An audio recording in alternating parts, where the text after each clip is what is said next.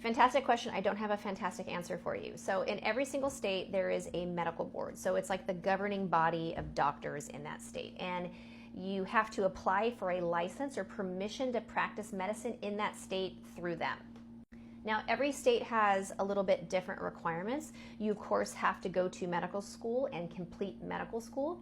Most states require you to have at least 1 year of postgraduate training. So you finish medical school and you finish 1 to 3+ years of postgraduate training before you're able to get your license. Now, most doctors, of course, complete a residency program after medical school. So you pick your specialty, you go do a residency, and that is your specialty, and you work in that world. So you do pediatric residency and you become a pediatrician. But you don't have to. It's not required to do that, just in general in the state. So a pediatrician can drop out of their residency after 2 years. It may be enough to get a license in their state. They're a licensed physician and they honestly can do whatever they want. It doesn't have to be pediatrics. So there are some safeguards around this type of behavior. So no hospital is going to allow a physician like that to be on staff. No accredited surgery center is going to allow someone without proper surgical training to do surgery there.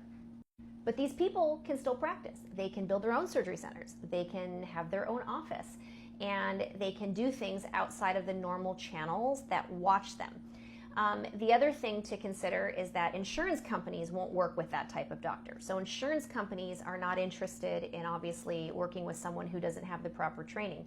So these people are always cash pay. They tend to go into aesthetics because the money's in aesthetics, and it's actually really scary.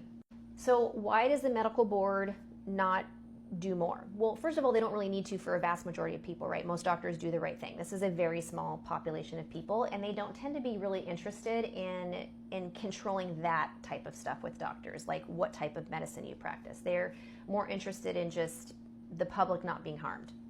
I would, of course, argue the public is harmed by not properly trained people.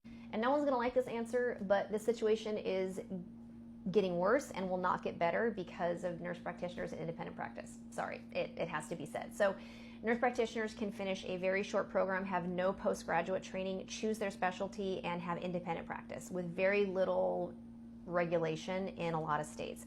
And so doctors are like, we have way more training than that. Why are you trying to limit us and they're allowed to do that? So I think it's just kind of a weird situation where people are doing this and nobody really wants to do what's right, which is make sure people are properly trained to practice medicine. So that's my thoughts on this. I do wish things were more vetted properly. Thankfully, most doctors do the right thing, but there's always going to be those bad apples that make decisions that are purely for financial gain, and it hurts patients.